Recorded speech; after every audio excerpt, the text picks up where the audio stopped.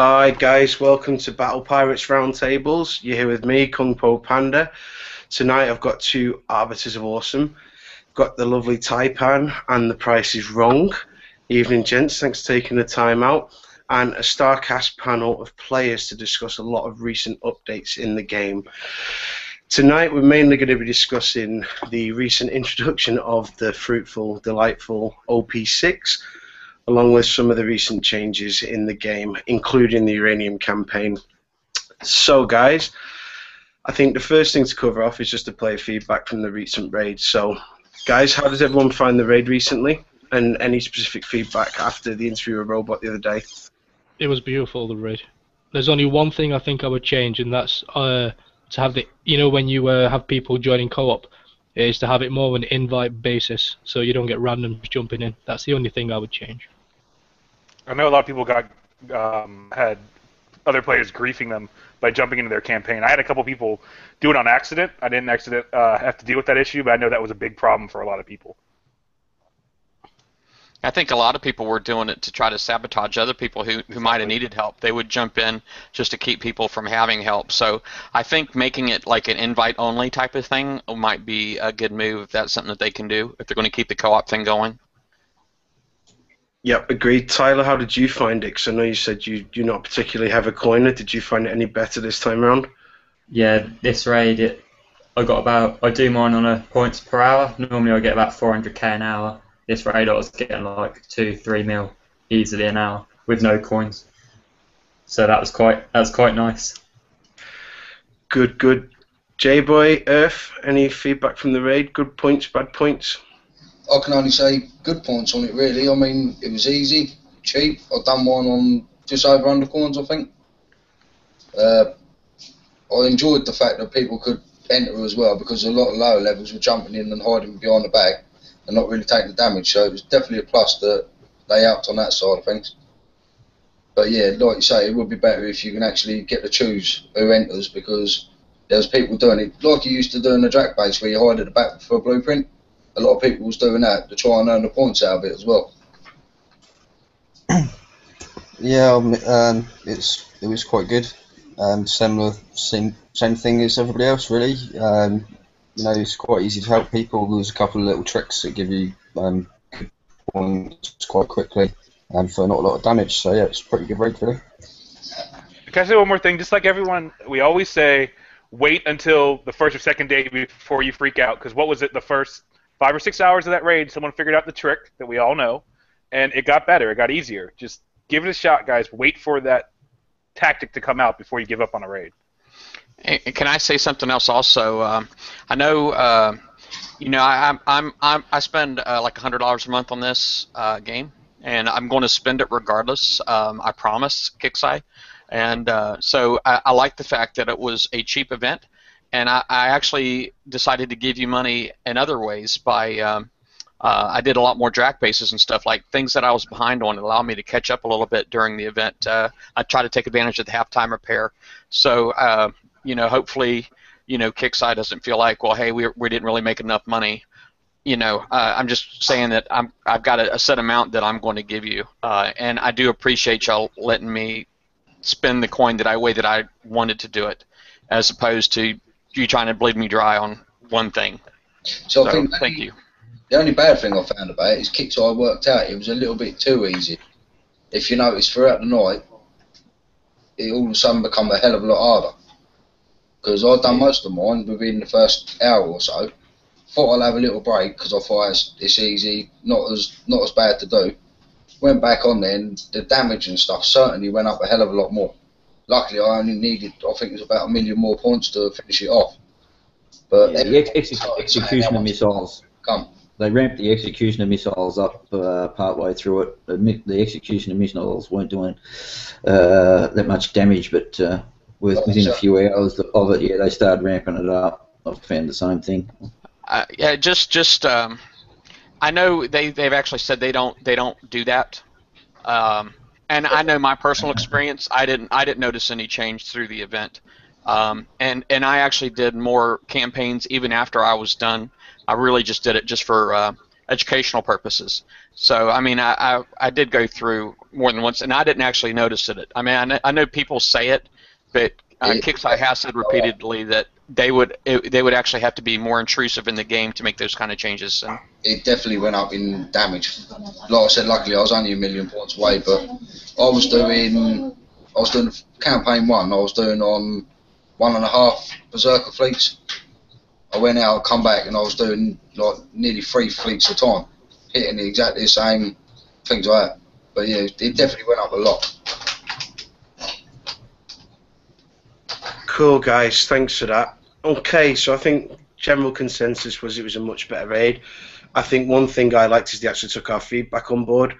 They looked at the lower levels getting involved, which was good, the co-op piece. So I think it was a really good raid to see that they actually listened to us for a change, and hats off to Robot for making those changes. So, okay, let's move on to the more touchier subjects. So let's start with the uranium campaign.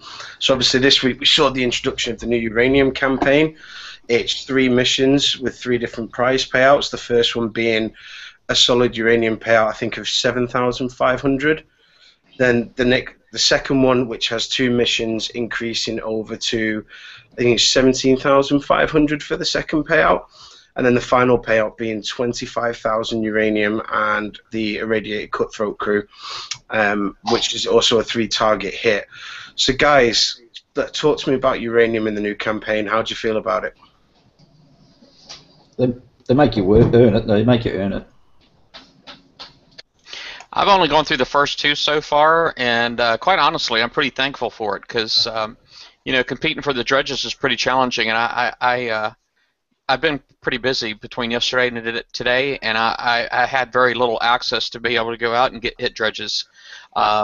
So I do appreciate it that it's still there, and I can continue to get more uranium. So it's definitely a step in the right direction.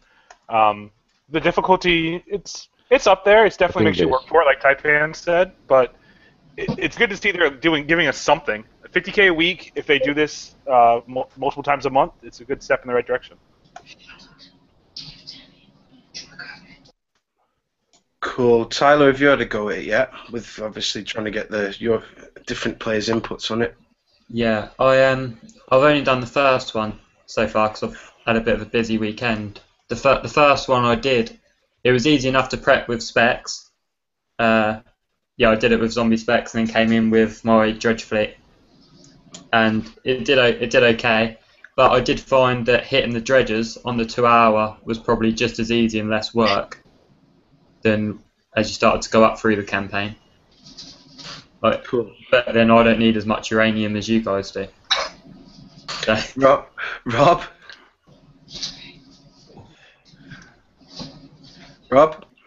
Yeah, I couldn't find my unmute button. So yeah, I posted a link to the forums earlier where I made a kind of a rant, but it was constructive about uranium. And one thing I'll say in general to those who haven't read it, what the post was about was how they can improve it. And the first thing I said was about the campaign and how, firstly, it was a good idea.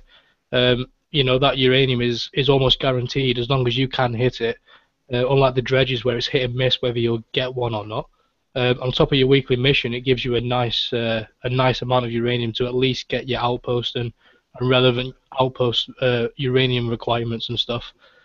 Obviously, we still need more for the other stuff. I mean, I didn't even realize, but pretty much all the researchable tech you can now retrofit. So we need a lot in that sense. So they still need to work on it, and that's what the post was about. But one recommendation I said, keep this every week. So it's available every weekend, even if it's only a single use. And if you want to hit it, you can hit it and get a boost of uranium. You know, if you're one of these players who feel like you've got too much going on with all the missions, hitting bases, alliance points, and you don't need the uranium, you don't feel like you need to hit it because it's not like the mission where you miss out on a prize or something. You know, you just stand back and let the uranium slide for a week. Well, I know that. Excuse me. I know I'm glad they did it because I'm one of the people that the dredges days hit me on the worst times during my week.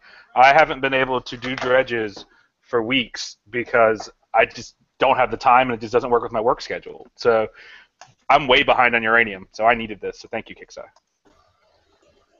So I definitely think that it'd be a lot better if they had it as a constant that you could do, rather than it seems like they overload you all at once. Like Dredge Day was Friday, and this started on Friday, and it's kind of if they'd spread it out so you could fit it in with yourself, it would be a lot easier. We had the fleets too, right? The unidentified raiding fleets at the pretty much, and they went right into dredges, and then the campaign, and I still got Forsaken missions to do too. So I mean, there's just no shortage of chores currently. Yeah, I agree, and that's why I didn't actually hit any dredge fleets. I spent a few coins on just constantly hitting with my Atlas fleets and repairing them, and then sending them back out, trying to get them ranked up as much as I possibly could. And that's the coin that I would usually put aside to maybe fixing my berserkers and hitting multiple dredges. So I just thought I'm going to pass on the dredges this week. But it is good they're putting it out there. They're putting it out there for people. They're not going to make it easy for anyone to get it. They've made it that it is hard to get. So, but they're putting it out there where the dredges you have to go chase and fight with people there. You've got your own bit that you can go and get, but they're not going to make it easy for you.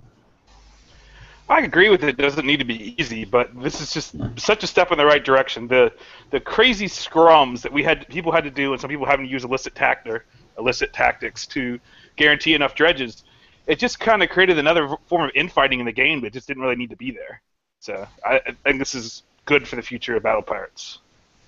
Yeah, I agree with you what you said, Steve. For me, it's a good idea for those that for the works they have long shifts and they cannot participate in the Tuesday and Friday.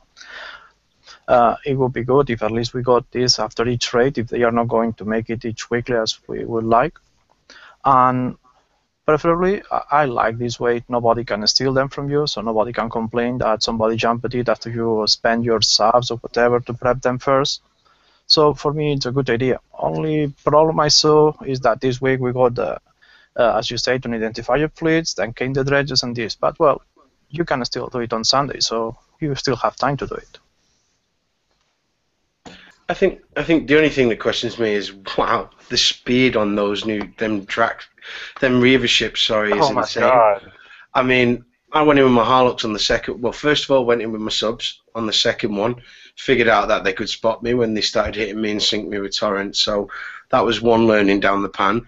Went in with Harlocks, and it doesn't even matter how quick you turn or what crew you've got on, they hit you. But I was happy for the damage, the fact I didn't have to fight people for it. I kind of like it to be there every week, given in mind the amount of stuff they put in the retro lab.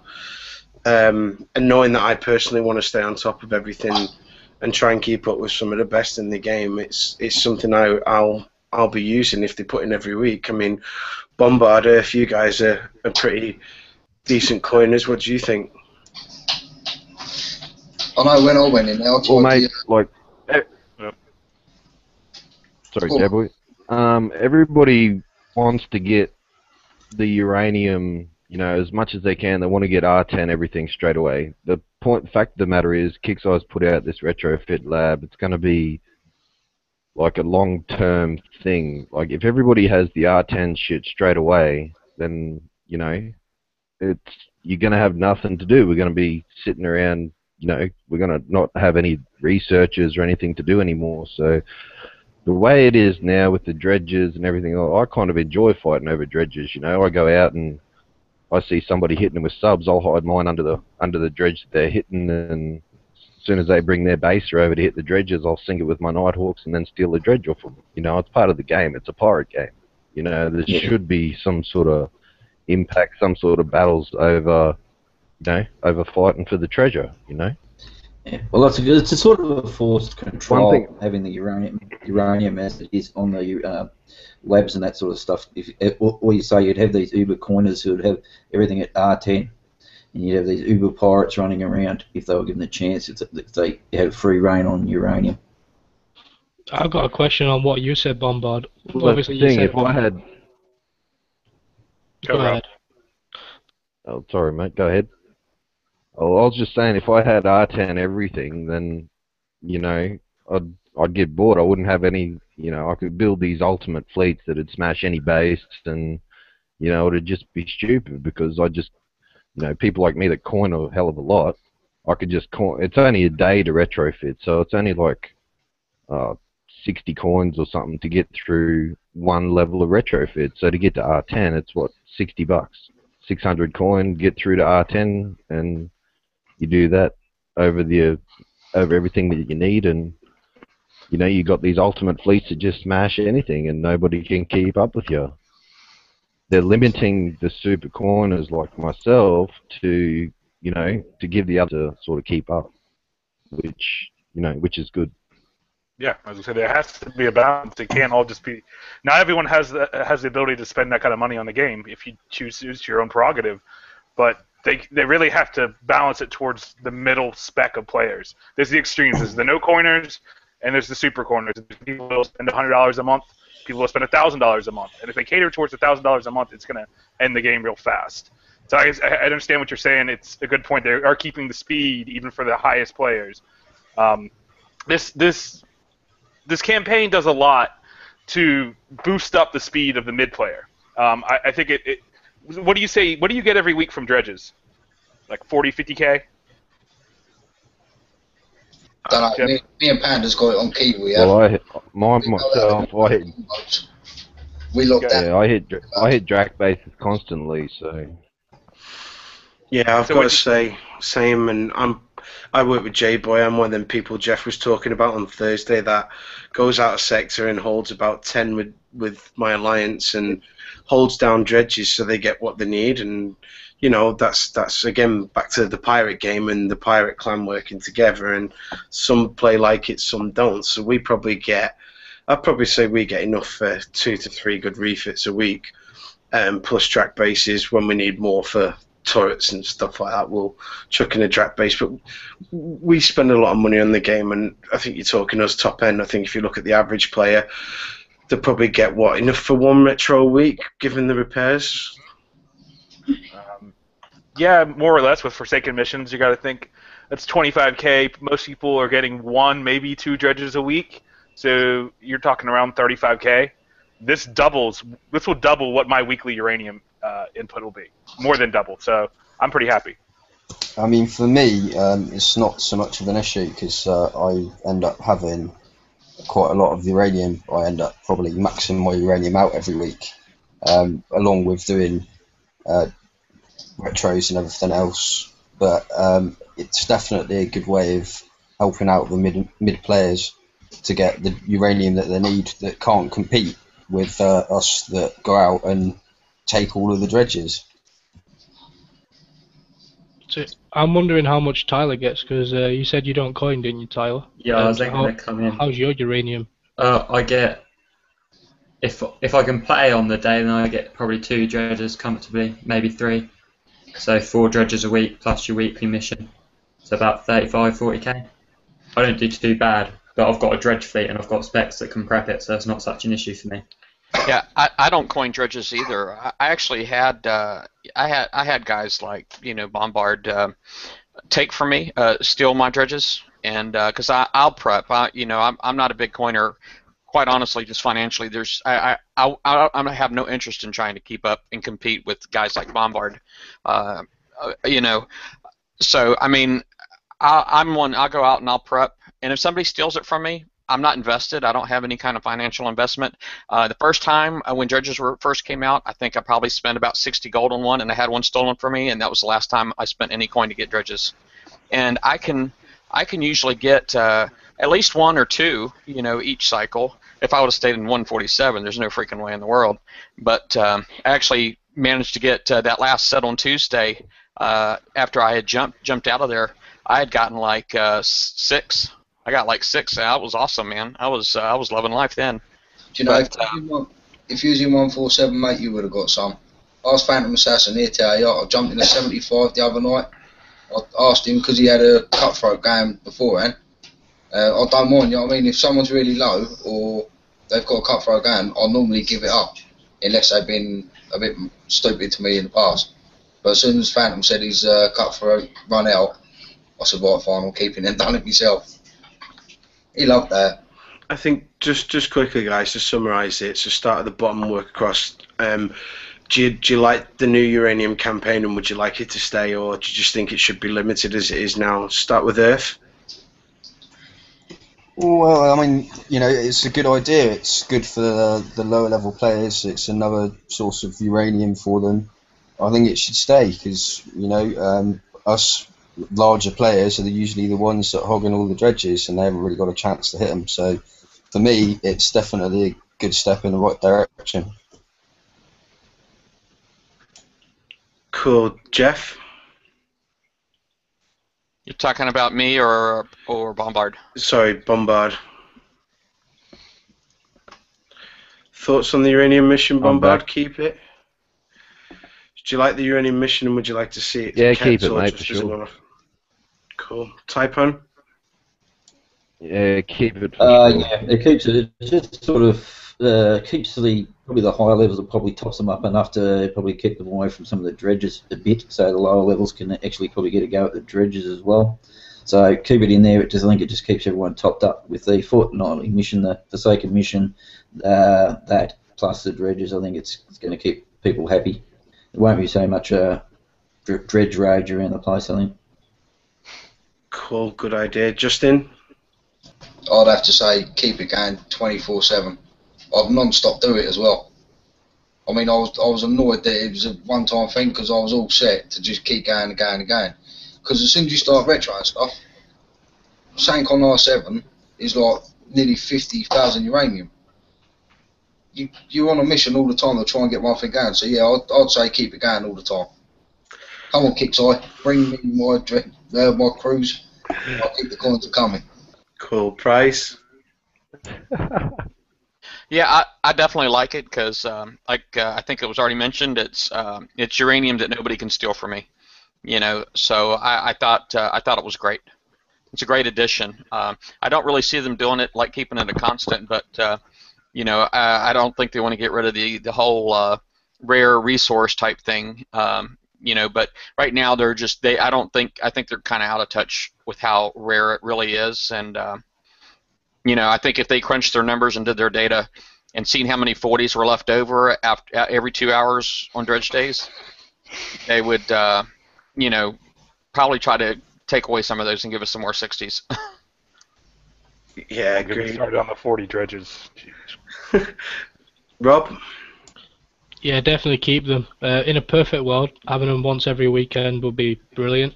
Ideally, at least every couple of weeks, but thinking realistically, they might settle for once a month. Even that's better than nothing. And make sure they keep working on the dredges and stuff. Cool. Stephen? Yeah, it's great. It's definitely a good direction. It's a good balance for what the points are. I agree with a lot of people. If they don't want to do it once a month, twice a month, do it as offshoot in the build-up before the raid. Do it the week after the raid, a week off, week before the raid, and then the raid, and everyone will be full on uranium, full on refits, and happy. Cool. Tito? Yeah, I agree. I would like it to be weekly if possible. I don't know if they are going to make it weekly because it would keep the average amount we get each week a bit higher. And between this and the Forsaken mission, at least you could do one or two of the upgrades to any of the compounds that we have that many now. Cool, thanks. Tyler?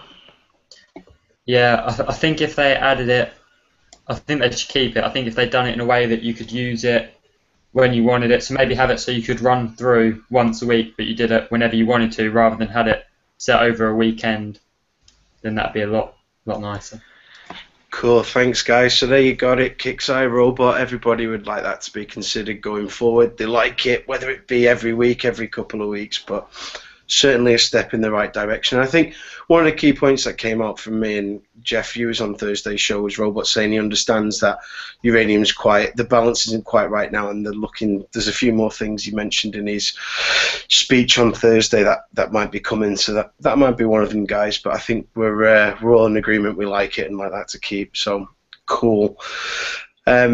Right, let's get into the nitty gritty stuff, and let's get Mr. Price's slides back from Thursday, because I think we'd really like to start discussing the OP6 update and all the recent dock updates and turret changes, and really get the players' view on what's coming up in the game and how they feel about all the recent changes. So if we go to Price's slides, and I'll hand over to Price to talk through each one, and then we'll just go around and see what everyone thinks. Well, first off, OP6. So you notice there's two different timelines on here. One of them is considerably cheaper. I think it's actually 10%, if I'm not mistaken. Offer is supposed to remove 10% off your build time. So if you are one of these guys, these filthy coiners, Bombard, you know, and you're coining this, at least make sure you got an officer save, you know, a few coin anyway, right? I think he gave me the finger. That wasn't nice. I guess I wasn't nice either, but it's all good. You know, I did get to point out on the bottom left of this picture here, by the way, that they got rid of the beer bottle for OP6. You got that little beer bottle in OP5, and it's gone in OP6. But anyway, it was nice while it was there. You get the max power. The max power is supposed to go up to 59,500 with the OP6, but it actually, even the OP5 guys have that since the Tuesday update. I had it, 59,500. You get the 5 additional antiles, 2 additional turrets. Your dock can go up to 11. Turrets can go up to 5. Some of the labs go up to 11, and then the RGs, you can actually upgrade those up to 11 as well. And you see from here on the RGs, basically, it's faster production. It's a higher capacity as far as what it can store, and you get an armor slot. So if you're one of those guys that want to set this next to a turret and put a tactical field on it, you can, and then you can put an armor on there to give it a little bit of stand power. And Dock 11. Now, I guess basically with the Dock 11, obviously your fleet weight goes up to 31,756 max, and if you were to looking to equip 5 equal hulls, you know, the weight would be 6351, forward 7939, 3 is 10,585. I didn't do the 4 or the 5, or I'm sorry, the 2 or the 1, simply because, you know, it's over 15,000 tons, and I don't think there's any hulls that can hold that much, so I really just didn't think it was needed. But as a tip, I did put out there that if you're one of those guys that are wanting to upgrade your fleet but not increase its repair time, you can do that by just adding firepower. As long as the firepower that you're adding doesn't actually increase the armor points of the hull, the repair time will not go up. Okay, and next, this right here is the defense platform, which goes from 4 to 5, and you see you basically get an extra armor slot. This particular time, the defense platform, when you're upgrading it, it does get the officer bonus of 10%. It's when you're equipping it is when you don't get the 10% officer bonus. Okay, so but when you're actually building the defense platform, upgrading that, right here it's 10 days, 4 hours. So that's with an officer. Without the officer, it's over 11 days. Okay, and let's see. All of the labs, basically, they can go up to 11.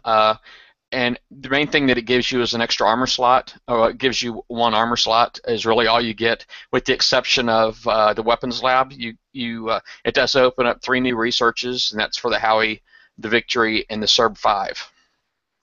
Okay, and well, I guess I just kind of already mentioned these guys. Just comparing the Howitzer 5 to, you know, the other turrets that already exist, this is considered a frontline cannon. It is been added to the retrofit lab as well, so you can actually increase the fire rate of the Howitzer 5, but for coaxial cannon, the disruptor cannon. But just looking at the DPS of the Howitzer 5, obviously it's much better than the Howie 4, but doesn't have quite the same punch as a coax or a disruptor cannon. So just saying, the Howitzer 5 would be a nice addition for it because it's a researchable tech. If you don't have the blueprint tech, you know, it would be good. That's really the only people I can see using the Howie 5.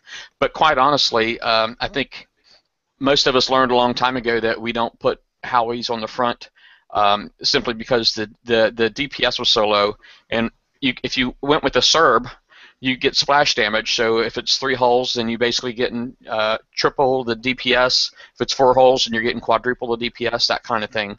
But the Serb 5 is actually really close in DPS to the Gargoyle.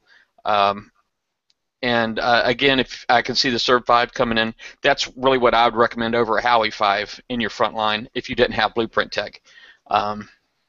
And if you have the blueprint tech, obviously the gargoyle is better because it will shoot submerged. It hits submerged vessels as well. They don't have to be floating on the surface to take damage. And finally, the mortars.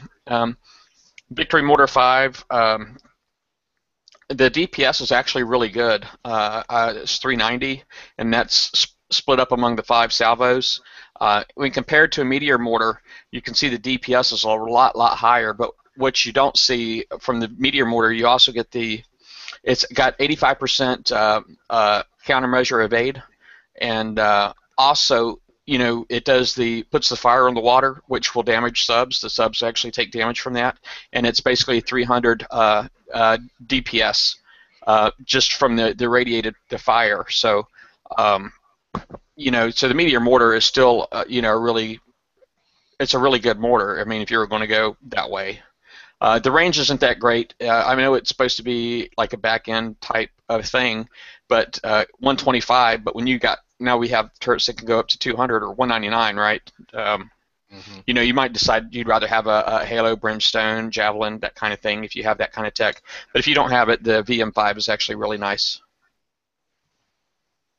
And with the retrofit labs, you know, well, I guess this isn't really. I guess I'm already done with the OP6 and all that, because next was like retrofit lab components, so a lot of stuff was added. So I don't know if you want me to keep going, Panda. Just a quick one on that, Def, too. I've been asked a couple of people, the turrets, when you upgrade them, does your power go up? No, when you upgrade, no, you don't get more power. Your power comes from your outpost. It does not come from your turrets. I think he's referring to max power per turret. Oh, max power. Okay, I gotcha. Let me just go back here a little bit. Yes, 4,000. Yes, it does go up to 4,000. If you look at this particular slide, the one on the right is the is the Defense Platform 5. You see its max power is 4,000, and with the Deadeye on there, for a Defense Platform 4, you can't put any specials on there except I think maybe that the smallest armor that's available, right? Yeah, one or something. Yeah. So this will actually be able to hit people's Deadeyes. Yep. But you see this one here, the Defense Platform 5 on the right actually has it has the Thermobaric 2 on it, but you could probably find other specials that will work on there as well. Cool, thanks, Jeff. So I think, guys, just to put it out to everyone, what did you think of all the updates that were put in last week around OP6 and everything that came with it? Well, I don't see anything that's bad regarding the actual content itself. It's all good because we've got these super ships running around at the moment, fleets running around at the moment. It's probably the only way we're going to get some sort of defence on our bases, because then I don't know whether it's still going to be able to compete against some of these jug fleets that are out there at the moment. So it's interesting. It makes it better than what it currently is. Well, I mean, I'll let you guys know. I'll let you know my opinion in a year when I finish it all, because if you're not coining it, it's going to take you a year, easy. Just think about it. 10 days for the OP, 10 days or 4 days for the dock. Deadeye Executioners, 10 days by itself. You want to add specials? Well, maybe by Christmas. So I don't even have tactical installations in my base yet. I just don't have time. And one thing I don't want to see too, once everyone starts getting this ranked up, that they release some other massive ship again. After you've got people spending money trying to get this up, and I can just see them spending money on it to probably keep some of these fleets out. Then they'll bring another ship out that'll just roll over the top of the people who have just actually spent money on this thing. So we'll wait and see. Watch this space. I think that's my worry as well, Taipan. I think that at the minute it's still good, but like Stephen was saying, this is going to take a good couple of months, 2-3 months to get him properly, and by that time we're going to have another 2 raids, 3 raids, and I can't see him doing another base defense raid. We're going to start seeing some mega ships coming in that are just going to be OP6 base fleets that would smash an OP6 base, and people are still going to be getting there. So yeah, I think it's going to turn pretty quickly now the other way. Although there are lots of things that are good, there are some withdrawals that I don't like. It's likely that those increases in repairs.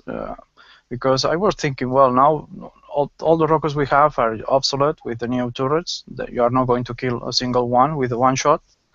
And using 2 or 3 is something that we we call Rocketman, no? But the problem is that I was thinking maybe they need the launchpad one more level, so level 5. But seeing that OP increases from 12 to 18 and the dock from 2 hours to 4, I am just wondering how much, if they do a launchpad 5, for example, is going to take. So it's good in one part, but that I reduce you the time to repair your dock, and now if you want the better dock, you have to get back to that. I think that part I didn't like at all, to be honest. I think for me, I really like it, and I think I'd like to get Bombard's feedback because he's got a lot of these things in his base right now. I think the only thing I don't like is the amount of time for OP6. I think, if I was a low-level player, I think nearly caught up and all the content comes out and I'm back to being really behind all these big players again. I think the only thing I'm disappointed with is the dock repair time now. 8 coins for a dead dock. That's really frustrating on Dock 11, and I think the time to upgrade to the turrets to level 5 is ridiculous. They need to halve it at least. Well, Price said on Thursday they had this at 4 hours. They realized it was too long and it was affecting the game, and people weren't hitting bases or repairing other things. And what do? You bring it right the heck back. What are you thinking? If you want to go an extra coin, make it 2.5, maybe even 3 hours, it makes sense. But to come back at 4 hours is almost like a smack in our damn face. I know I'm not doing Dock 6 for a while because that pissed me off.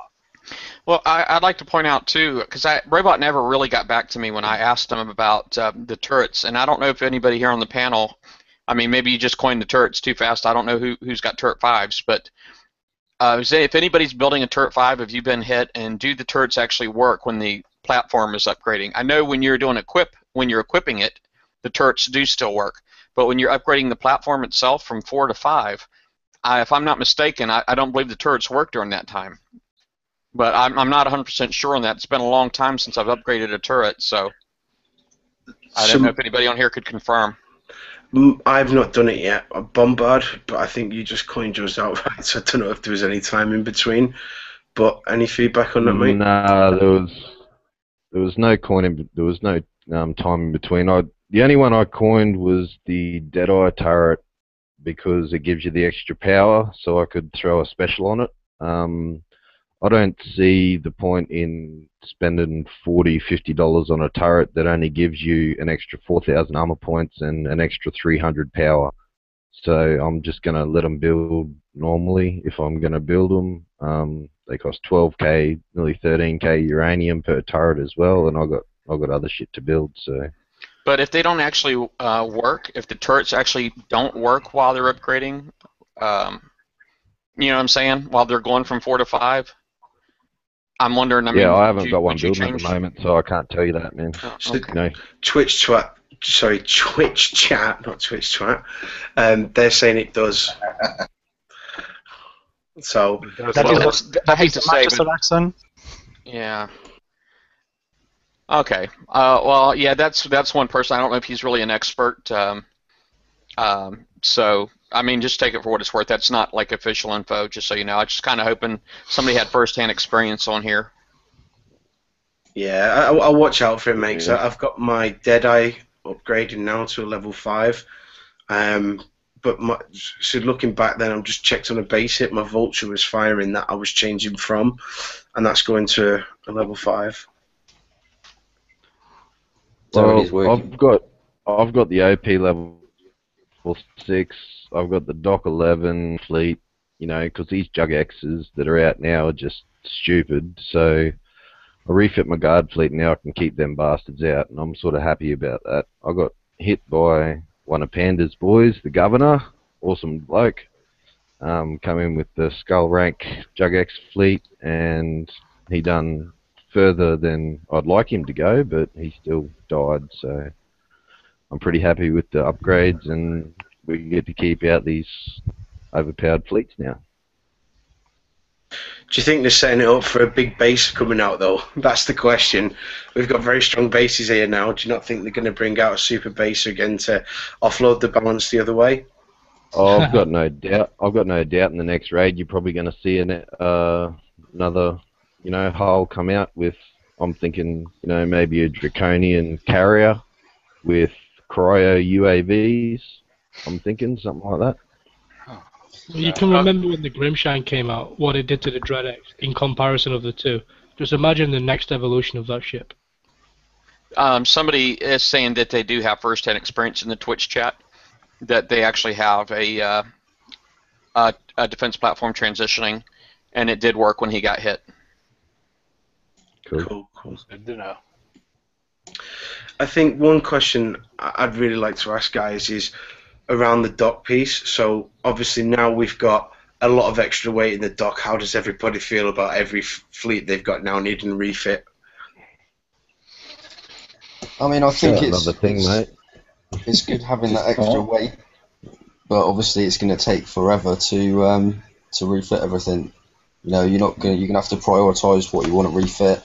I mean, obviously guard fleets is probably going to be one of the major things that everybody's going to concentrate on first before they do anything else. You know, it's going to be helpful in trying to stop those pesky JXs and stuff like that. But the refit times and stuff like that, without having a, well, shall we say, dry dock in the game, it's backlogging everybody even more than they already are. Well, they're all trying to get coin. The whole thing is that more stuff like this they throw out, they're hoping people will spend coin on it to do it. So the coiners will advance where the people who don't coin, well, it's going to start dropping back further and further. We're starting to see now where even the mid coiners are now starting to struggle, I think, keeping up with some of the bigger guys. And all they're going to do is drive these medium coiners, which is probably a majority of their players, to stop coining. They're just going to get to a point where they're going to say, stuff this, or you're just not seeing any advancement out of it. If I can't see any advancement from my coins, I'm just not going to spend. So if they keep pushing everything as much as they can, and it's all based around coining, I'm just going to stop doing it. That's the point. So all they'll have is their high coiners left fighting it out. So we'll see how it goes.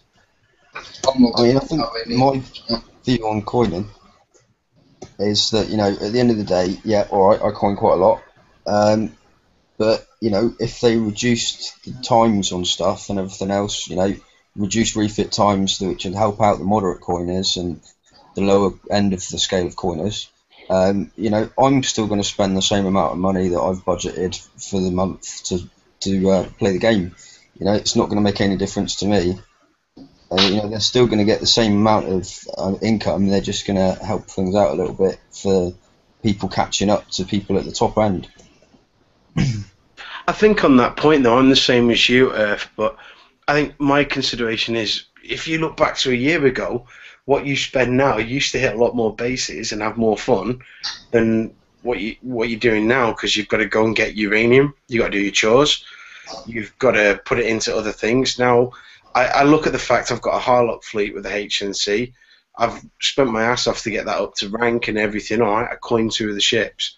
They've in this one update now. I can't. And sorry, Bombard. I know you fixed it before OP6, but now I could get into Bombard's base just before. I can't now with it. And I had a ledge crew on. You know, his base was insanely hard, and that sort of thing. I'm sat there going, "Yep, there's the best part of 300 quid. I might as well just go and throw my pixels down the toilet with it." And I think that's the frustrating part.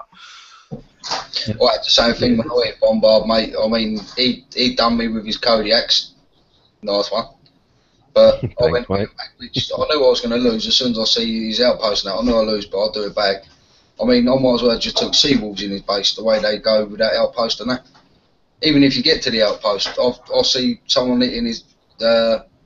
one of Bombard's members, I see him sitting there for a minute and a half, hitting this outpost, and he didn't even scratch it. It's just... Well, we done a test. I moved my outpost to the outside, OP6, fully armoured, 100k armour points. It took Panda's Harlock fleet 21 seconds with a demolition squad crew to kill that OP, and that's with 4 fully life ships. Well, I see Spy in... Is it Wooden in your alliance? Is his name Wooden? Yep.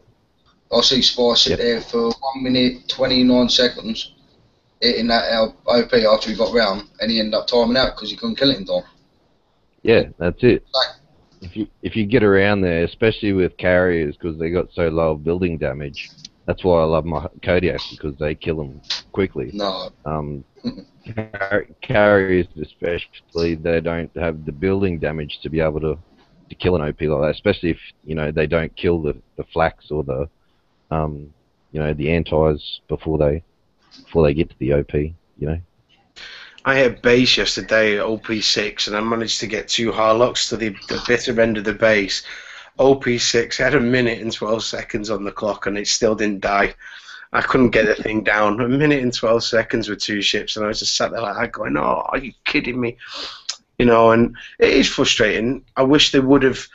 I think I love the new content. I like the idea. I wish they'd have dropped the build time significantly on certain things, and I think they should have reduced the refit times on a lot of things for players who need to keep the interest in the game, who probably don't go in as much, going, do you know what, I can actually get a decent fleet out in a week, rather than thinking, oh God, it's 12 days per ship or whatever it might be to go up to the weight they're talking about. So, yeah, pluses and minuses for it right now, pros and cons for me. If you look, I actually posted a video on it before Outpost 6 come out. This was just a test of the new armour on Outpost. I've got the video on one of the pages and YouTube as well. I sat there for 1 minute 35 seconds with 4 boats in the Outpost. I couldn't do it then. I actually put underneath close, but it's a foul because I just concentrated on the time and it showing it as well. How long I was sitting there killing it with Harlocks and it just weren't moving. The armour's just getting insane. You can get 100,000 armour on an Outpost now. Harlocks ain't killing that. Yeah, that's what I like. My Outpost is safe. If they do get around to my Outpost, that's a big if.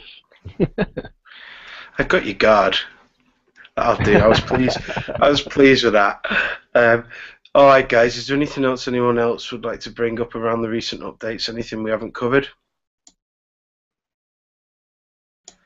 Perfect, guys. Perfect. Right. Well, the last 15 minutes, guys, is over to everyone on the show and everyone in Twitch chat about anything else that you guys would like to raise and discuss on the show and for us all to talk through. Well, I've got one thing to say. I want to give a big shout out to everybody in the 147 sector at the Palooza at the moment. It's been a hell of a fun week. A little bit of drama here and there, but that's what you expect. But most parts, you know, we've had, you know, good base hits, you know, good comms, and, you know, everybody's having fun. So that's the main thing. Yeah, that's all I got. It's been the best week on this game I've had in a very long time. Same here. It's more or less not as good as the old days, but it's kind of in that style. I mean, very minor sniping and things like that. Everybody's happy. You're learning things, talking nice. It's been a really enjoyable week. I can't wait to do it again. Yeah, there's a lot of credit to go out to pretty much all the alliances. I've hit varied alliances there, and most of the time there's been people out there who could guard, and they haven't, and they've sat and watched my prep, and then they watch me go in and flatten the base after, and they didn't interfere, which is really good to see.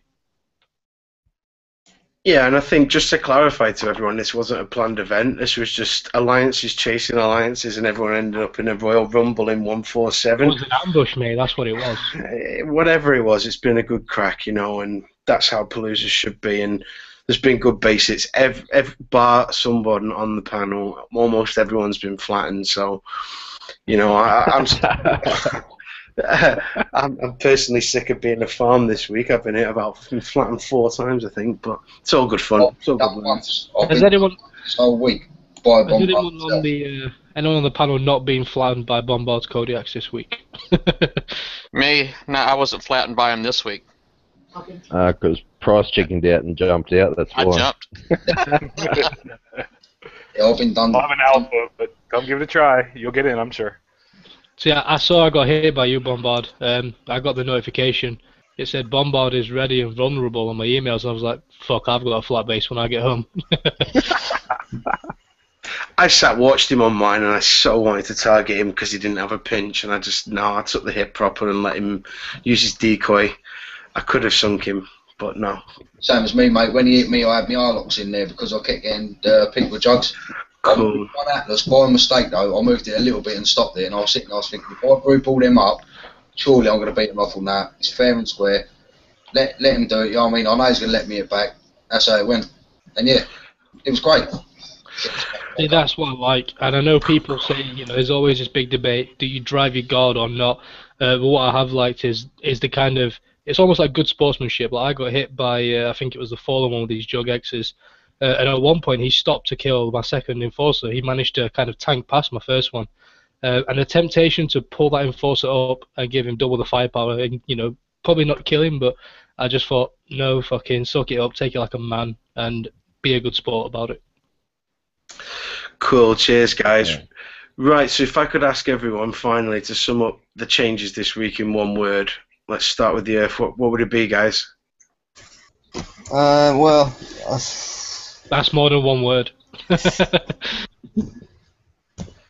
don't know, it's quite hard to put it into one word, but lots is probably the best way. Yeah, I was going to try to say something similar. I was trying to think of a good word for lots, but lots is probably about it because there's just a whole lot in there. It's really going to take me quite a bit of time to get to all of it.